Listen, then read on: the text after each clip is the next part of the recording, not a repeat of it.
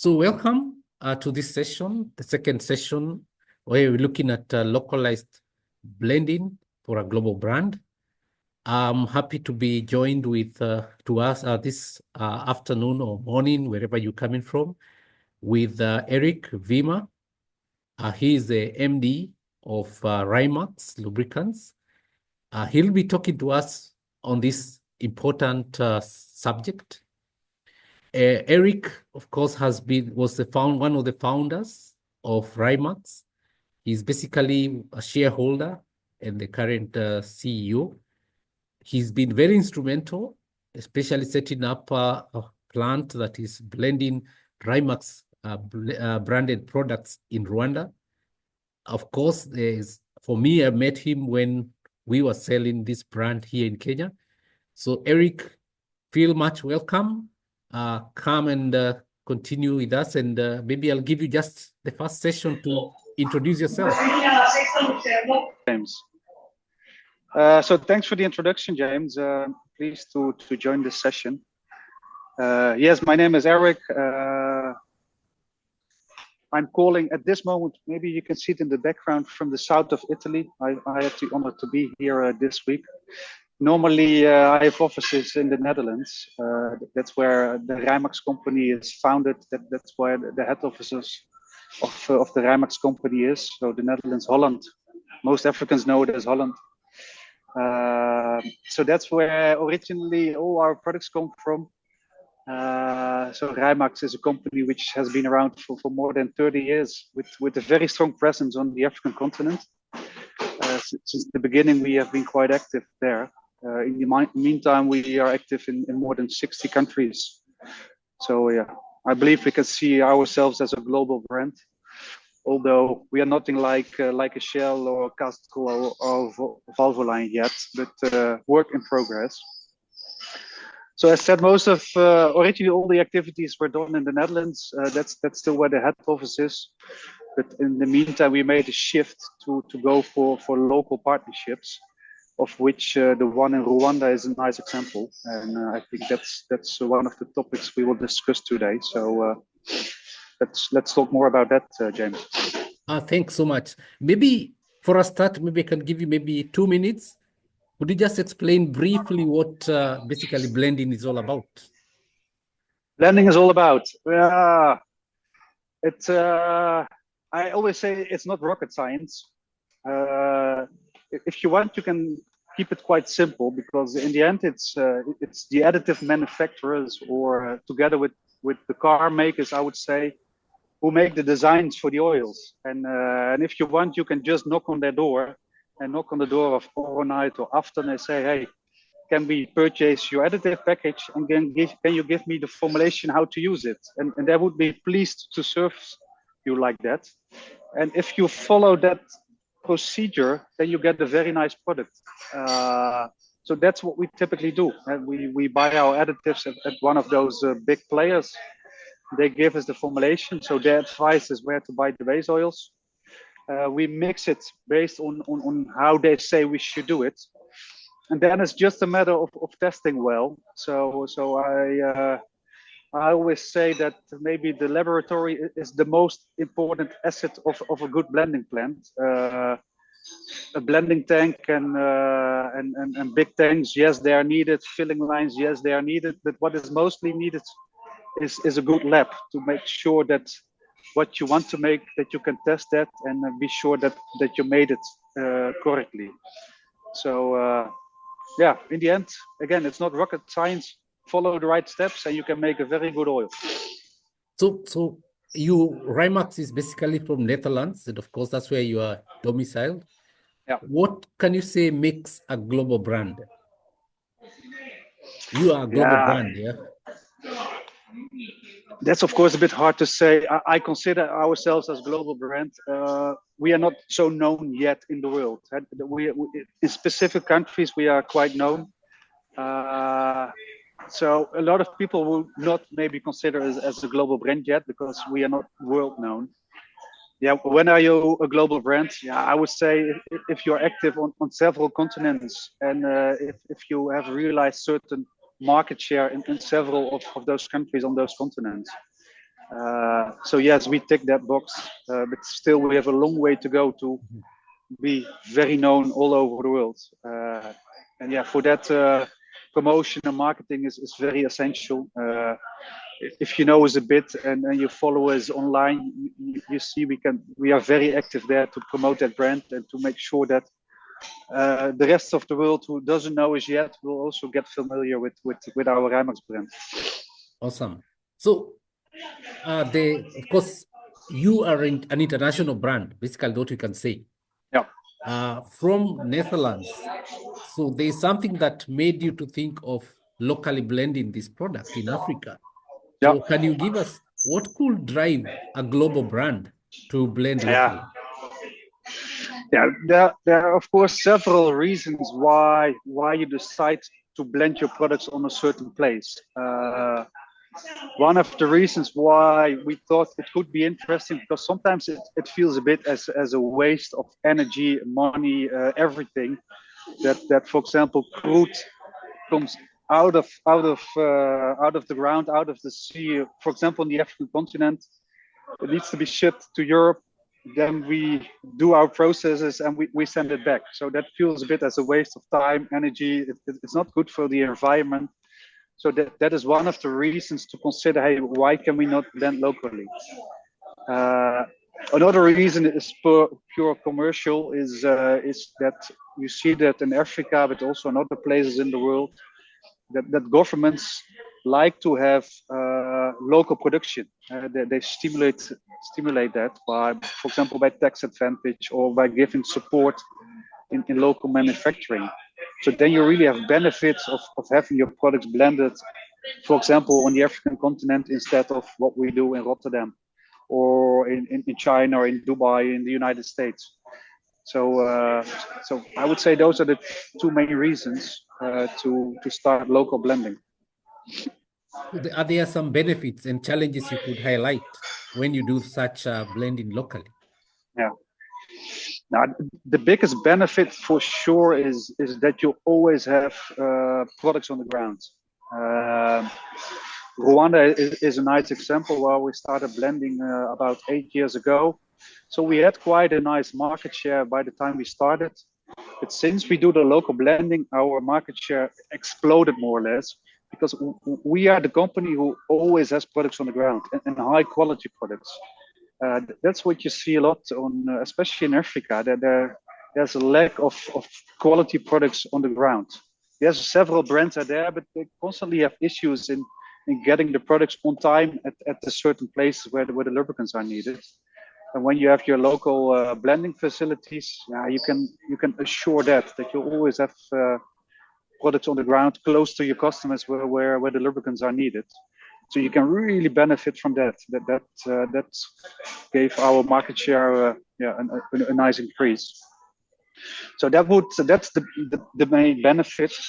The other benefit I already mentioned, that these days you can benefit from tax advantages. Often the governments they like local production, so they have all kind of benefits for that. For example, Rwanda, we pay lower import duties over our base materials compared to the ones who import finished products. So that's definitely another benefit. So you can be more competitive. So that helps a lot. Yeah, of course, there's not only benefits. We had a lot of challenges. We still have our challenges when we blend locally. One of the things is to get your base materials at your plant at a competitive price. Rwanda, for example, it's a landlocked country. There's no base oil available in Rwanda. Not all the packaging materials are available in Rwanda, which means we need to source them from different places. The additives often need to come from far, so you need to do a proper planning to make sure that you have all your base materials on time at your factory. So that's definitely one of the biggest. When locally blending, what does the company need to do to maintain their, the standards that they have already attained internationally? Yeah, good question. In the end, it's not that difficult. As I started already before, it's not rocket science to make lubricants. It's following the recipes of the additive producers. So we as Rymax, we have been very, very strict on that.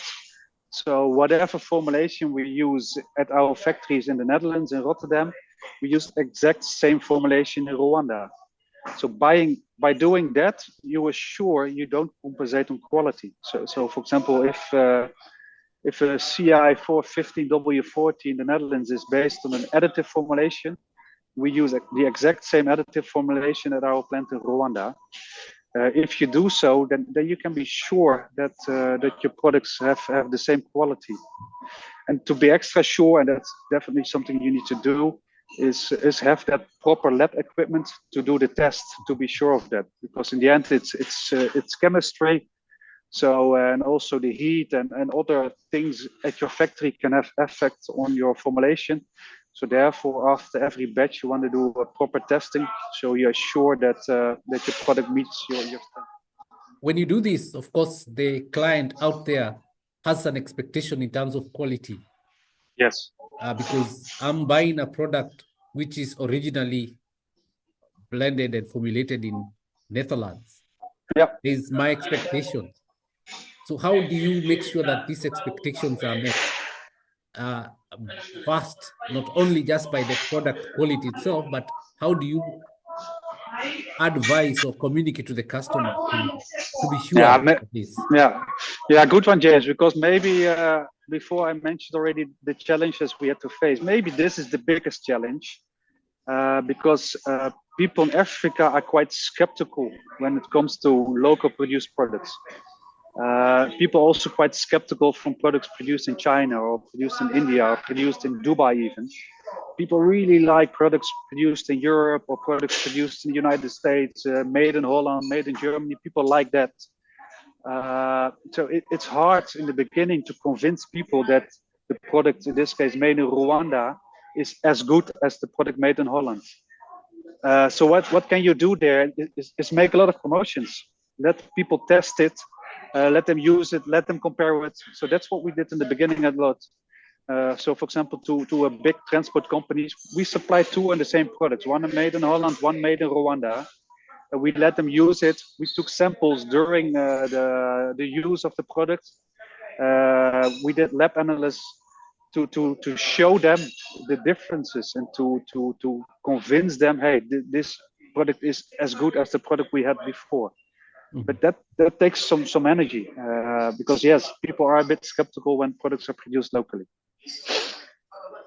So what could you think, or you could say in a nutshell, a company that wants to blend locally, let's say in Africa, and their brand is international, what are the main things they should be considering before starting blending locally? Yeah, you need to be sure that somehow you have some support by the government, which means that there needs to be at least a government supporting it by tax advantage, or at least, because sometimes the taxes can be against you as a local producer. So that's something you have to avoid, because you have to realize that in principle, the cost price of a product produced in Africa is more expensive than the same product produced in Europe, as an example, because the base materials, the packaging materials, often they need to come from far, which makes the cost price often a bit higher. So you need a bit of those tax advantages to make it interesting, to make sure that you're competitive. So that's definitely, I would say, the first step. Because you can have a very nice initiatives and set up a nice plant, but if you have finalized your plant and you realize that your cost price is 10 or 20% higher than the same product coming from somewhere else, then it's hard to convince the people. So at least you need to have a competitive price. So that is the first research what needs to be done, to do your studies to make sure, okay, if I would blend my product locally, what would be my cost price compared to the same product? Okay. So for the ones who haven't not seen our brand before, this is the Rymax brand. We are quite known for the orange bottles. The orange is our national color, and we decided to use that orange color to stand out a bit. We have been there for almost 30 years now, but we see ourselves still a bit as a young brand. So we need to stand out to be appealing. And especially we see on the African continent, people appreciate that a lot, our orange color. This is about me. We had that part already. So we have quite some history. We started as a private label brand. Then we decided to have our own brand, which was in the beginning Rimco Motor Oil. Then we changed to the orange color. And then there was a time we said, hey, we need a stronger name. We need to register it all over the world. So we decided to restart everything a bit by having a new name, which was Rymax. That was the whole brand change was about 10 years ago now. Since then, Rymax is in the market. Yeah, as said, today we are almost in 60 countries all over the world. Europe, the Americas, Africa, the Middle East, Asia. So we cover a lot of countries. Yeah, here you see the world map. Everything what is orange is where we are active. Yeah, not all over the world yet, but yeah, you can see that we have a nice spread all over the continents, I would say. Yeah, this is about the Rwanda factory. So yes, we are known for made in Holland, but about 10 years ago we decided, hey, to be more flexible, it's important to have several production facilities or options for our customers to get the products from. In the meantime, we have this factory in Rwanda, we have a production partner in Dubai, we have a production partner in China, and we want to do more. So the ones who might be interested, please feel free to contact us afterwards.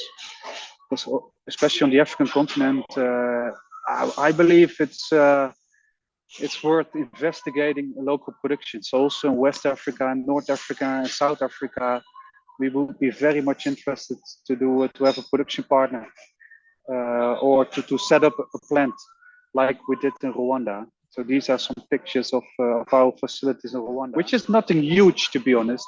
We started quite small, but with a nice setup which can easily be expanded. You don't want to make huge investments if you don't have the market share yet. But you want to be ready to grow your business. So that's how this factory was designed. So yeah, that's Rymax in a nutshell, I would say, James. Okay. So main differentiators. Yeah, it's a bit something a lot of people will say, but quality is definitely an aspect there. We really stand for our quality. What we see, what a lot of our competitors do is somehow they compromise on the quality when they send products to the African continent. They say, it's going to Africa, people don't take it so serious, so let's change the formulation a bit to make it a bit cheaper. That's absolutely something we want to stay away from. We believe the Africans drive the same cars, the same trucks as we do in Europe, for example. Only the conditions are much harder. So they need the high quality products more than we would need them in Europe, for example. So not giving any compromise on the quality is definitely one of the key factors. Yeah, and then our network. We've been on the African continent for more than 30 years. So we know what needs to be done to succeed there. We know what needs to be done to build good partnerships. And with those local partners, we know how to succeed. We dare to give exclusivity to our partners, which means our local partners, they really feel that, hey, it's also my brand. And so most of our relations last already long for 10 years, sometimes 20 years. So together, and we really believe in the team effort. Together as a team, we succeed. We as Rymax headquarters, together with our Rymax local distributor. And that combination works very well. We have a lot of knowledge about how we want to brand our product, how we want it to be produced. But and we know the African market a bit. I've been there, I don't know, 50 times. But in the end, the local people know so much more than we do. So we need that knowledge, and we dare to trust on their knowledge. Often you see like a Shell or Total that they decide from headquarters how the brand needs to be managed. But we say, no, it's up to you. You know your country much better than we do. So you let us know what is needed, and we will support you. So I think that differentiates us, that flexible approach, and giving exclusivity and standing for the quality. Okay. So when did you basically come into Africa? The first time you sold your brand in Africa? That's a long time ago. My father founded the company in the early 80s. And the first thing he did was flying to Africa. So he was there in I believe, 1986. He started going to in the beginning, West Africa. So he visited countries like Liberia, Ghana, Sierra Leone, already in the 80s. And yeah, from then we started building our network there. So what is that? Almost 40 years now. Wow. For audience that are participating, feel free to write your question on the Q&A part. Feel free to write a question in the Q&A section. In terms of the countries that you're in, across Africa, what section or what region do you say you are more or less concentrated? Is it Southern, Eastern? Historically, our strongest presence is in West Africa. As said, my father started in those days already there. In the meantime, I believe we have partners in more than 20 African countries today, including East Africa, South Africa, and also North Africa. So yes, we are more or less. And in terms of sustainability, I think this is a topic that has become very, very huge in lubrication and lubricants. Yeah. Of course, we know Rymax offers some eco-friendly lubricants or products. Why? What motivated you to provide these products? Yeah, what motivated us, especially here in Europe, there's a lot of pressure from outside, from governments, from all kind of organizations to work on that sustainability. So here in Europe, we need to do it by law. But we also do it on the African continent, so we are not forced yet, but we believe it's needed to protect the environment. I traveled quite a lot to Africa, and I see especially waste is a big issue in Africa. So that was one of the first things we wanted to work on. So, for example, in Rwanda, we also have like a waste collection system. So all the bottles we were selling, we collect them back. We make sure that the bottles go to a recycle plant. So the plastic is recycled and can be used again to make the same bottles. That's one of the initiatives. We work on collecting the waste oil. That's one of the processes. In the meantime, we also seeing if we can set up re-refining plants in Africa. So that's a bigger project, a more long-term project. So then you can also benefit from it yourself by collecting it, maybe reusing it. So there's a lot of things going on. Yeah, we support that a lot. There's no way back. The environment, that's something what needs to be protected, and that's something we're pushing a lot ourselves as well. Let's talk about that recycled, refined products. Yeah. There's a notion that these products are inferior. Yep. But I know there are some places that the products are basically refined and additized, and they become just like new ones, like virgin. Yep. Maybe we can hear from you. What do you think? Because in Africa, when we hear about recycled base oils or products, we already say that's quality-wise is not okay. Yeah. I'm not a chemist, James, but there are a lot of different recycle processes. What happened in the past a lot is that the oils were only filtered. So the waste oil was filtered and used again. And then you get an inferior product. Then you get a very dark colored product, and that has a bad reputation all over Africa. And you still see a lot of those plants in the UAE. So a lot of cheap recycled oil is blended there and sent to the African continent. They typically boost the product a bit by making it thick a bit with a weak VI improver, and it's sold typically as an SA50 or a 20W50 and on the African continent. Yeah, and that's a very bad product. But these days, you have very sophisticated refined factories. Sometimes I'm surprised how good the products can be. Sometimes they recycle the product and it looks after like water. It's like water clear. So yeah, here in Europe, sometimes you pay more for a recycled base oil than for a virgin base oils because it is so strong. It's such a good product that companies prefer to use those recycled base oils over a virgin base oil. So, but it all depends on how far you go in your recycle process. It's chemistry, and yeah, it depends on what kind of setup you put and how far you go there. So, I think this notion of eco-friendly and environmental-friendly lubricants, one of the main thing I think that is an antidote to this problem is using of less product, because the more you use, the more you dispose, and it affects our environment. Yeah. And that calls in about synthetics. Yeah.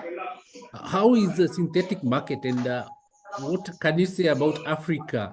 Because now you've been in Africa in several countries. Yeah. The appreciation of synthetic products. Yeah. How is it? To be honest, James, it goes quite slow. We are active on the African continent for more than 20 years. From day one, we are already selling synthetic oils. From day one, we are training people start using, not per definition a synthetic product, but start using a better product which lasts longer. A lot of people still have the mindset, so no, but here it's hot and here it's old vehicles, so no. I need to change my product after 1,000 or after 2,000 kilometers, which is of course nonsense. Yes, it is very hot, so maybe when we use a product in Europe, it can last 20,000, and maybe in Africa you should be changed it after 15,000 kilometers. But after 1 or 2,000 kilometers, changing a product, that's of course maybe the worst thing to do for the environment. So yes, we are pushing the people, we are training. Please start using synthetics or start using better products because they last longer. They give better protection to your vehicles, which means also your vehicles last longer. So yes, we really try to push for that. There is the other aspect that I think also critical in the industries is food grade products. Yep. Are you involved in that line? Yes, yeah, we have introduced also a full line of food grade lubricants. So those are specific products for the food production industry. So often those are also synthetics. Often those are products which also last longer, but they also have those specific approvals that they can that it is not so harmful or not harmful at all when they get in touch with the food. And especially if you want to service like bigger food processing plants, then then there's definitely a trend to use those food grade lubricants. So yeah, we have a nice line of food grades for that segment. Oh, good. So what do you think now that you're in Africa? What in your gut feeling is the future for African lubricants market? You definitely see that industrial growth on the African continent.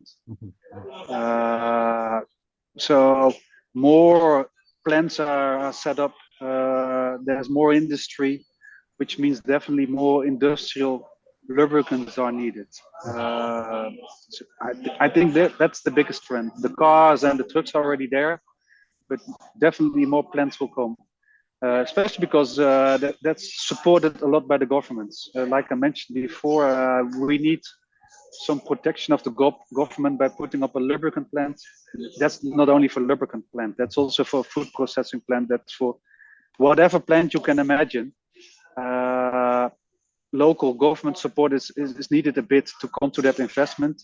And we see that local government are supporting a lot, which means more industry is coming. There's more need for industrial lubricants. And so that's definitely a trend for the coming decade, I would say, on the African continent. Do you foresee us getting to a level where we can produce our own base oils? For sure. For sure. Yes, you also see more and more refineries coming up. Yeah, most of the refineries, they start going for the quick win, which means producing fuels. But yeah, definitely the next step would be producing base oils. And yeah, that would of course help a lot also to reduce the transport over the world. It would be so nice if on different parts on the African continent also base oils are produced, which means we can source those nearby instead of getting most of the base oils are now coming from the UAE, from India, from Europe, from the United States. Would of course be very nice and very interesting if those same base oils are produced on the African continent. The product, like we were talking earlier on food grade, you don't produce it locally. No. Does it require quite differentiated systems or standards? You need to have separate lines for it. To start producing locally, it all comes with volume. So you only want to produce those products locally if you can have some volume in sales. Yeah. Like very specific products, like a food grade is, you will not sell big volumes yet. So then for the time being, probably it's wiser to have that product imported as a finished product. And follow the developments. If you see that the volume is picking up, like for example with the synthetic engine oil, that's something we also now start blending in Rwanda. So if the volume is justifying it, you start blending it. If the volumes are not there yet, import it for the time being. I would begin to understand there are some unique standards when dealing with the food grade lubricants. Yeah, and they yes, are also in terms of you have to have a different line. Do you think these standards, like ISO standards that you have to meet while addressing that product, are they so stringent that requires quite some investment when working, if you are to set up something in Africa or something? No, it's not big investments. It also depends on how sophisticated you want it to be. If you want to have dedicated filling lines, yeah, it's quite an investment. Most likely the volumes are not so big in the beginning. So maybe you don't need completely automated filling lines yet in the beginning. So taking that into consideration, no, not big investments are needed. Okay. So I want to hand over, Miriam. I hope there are some questions that you can take us through on the Q&A section. Yes, we have so far received 2 questions. 3. The first one is, for one to be considered for local blending, what is the minimum required volume? Maybe Erik, you could tackle that first. Yes. There's not a fixed number where you can put to that. Yes, you need certain volume to justify having a local blending plant. In Rwanda, we started having a blending plant when we were selling about 2 million liters in the market. But with that 2 million liters only, it was hard to be profitable. In the meantime, I believe our output is 6-7 million. liters, and then we can be very profitable. So most likely the break-even point is, I don't know, at 3 million liters, 4 million liters. Again, it also depends on how sophisticated you want the plant to be from the beginning. I would always advise don't start too big. Make sure you have a nice setup which you can easily expand. But start with one blending tank. Start with a few base oil tanks only. Start with 1 or 2 filling lines only, and start with that. So then the investments are not so big.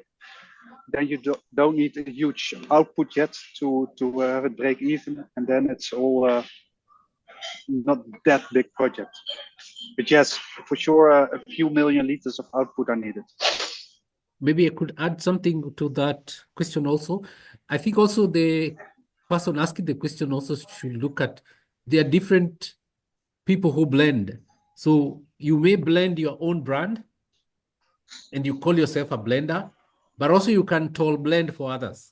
So you don't have even a brand, but you're blending for others and you're still a blender. So there might not be any minimum volume, but depends on what really your business model is all about. But as Erik is saying, if you're to blend your own product, then it's important to see the economies of scale. Where do you have a break-even point, and what volume would basically Last make question. In your experience, what's the biggest misconception global brands have when entering local markets through loyalty programs? Yeah, what I see a lot is with global brands, which are often big brands like OEMs, like Total, Shell. They like to guide a lot. So they want to inform all the people what is needed to be done. So we believe that we should trust the local people more. We let them do their work. And that's the second question is, what feedback mechanisms does Rymax use to evaluate the success and effectiveness of localized incentive programs across different markets and regions? Oh, that's a bit complicated question. Yeah. Important to know is our local partners. Those are our eyes and ears on the market, which means we 100% trust on them. Yes, we go there, but we go there once or twice a year. We are there a few days, so it's hard for us to make a complete judgment based on that. We need our local partners.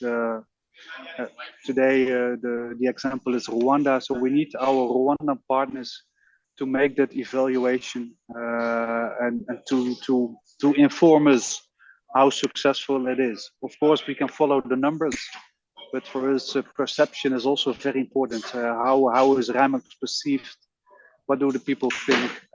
Yes, you follow the numbers. Are we selling more or less than last year? But that perception is important, and for that we need our local. Thanks for those questions.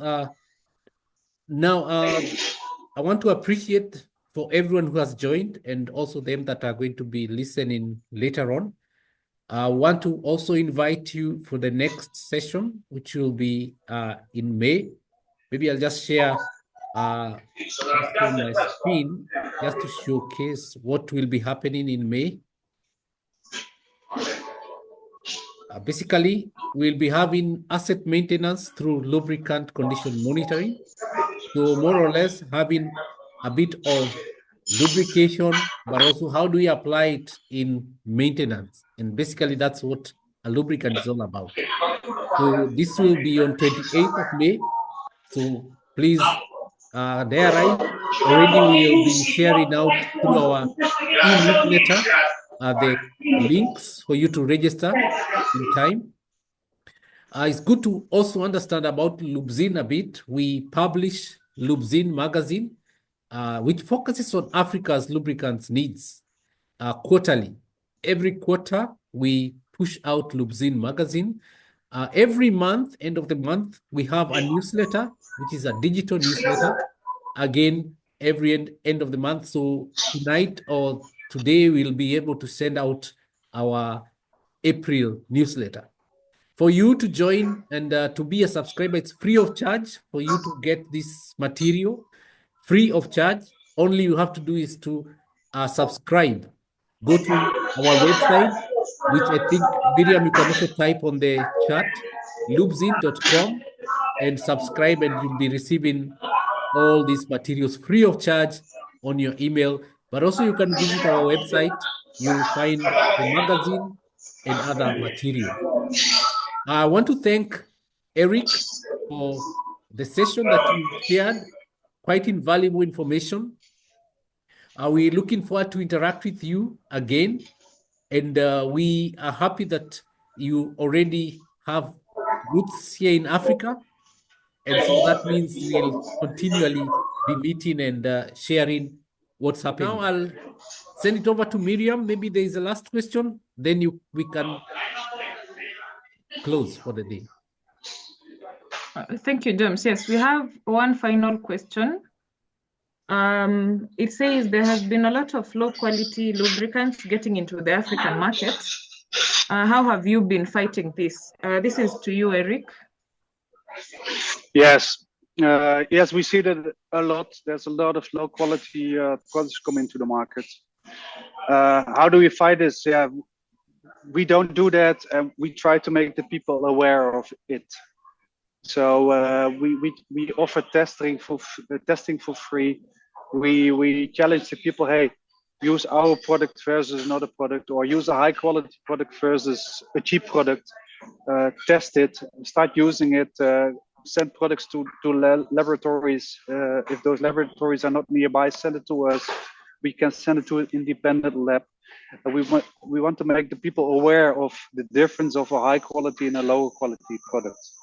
So it's all about knowledge. It's all about awareness, and we have to train the people in that.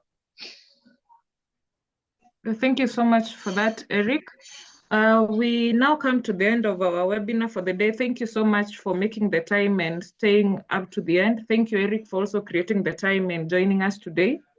As James said, I have included a link to subscribe to our newsletter, which will give you more information for the upcoming May webinar. And also be on the lookout on all our socials, on LinkedIn, Facebook, Instagram, and Twitter, or rather X.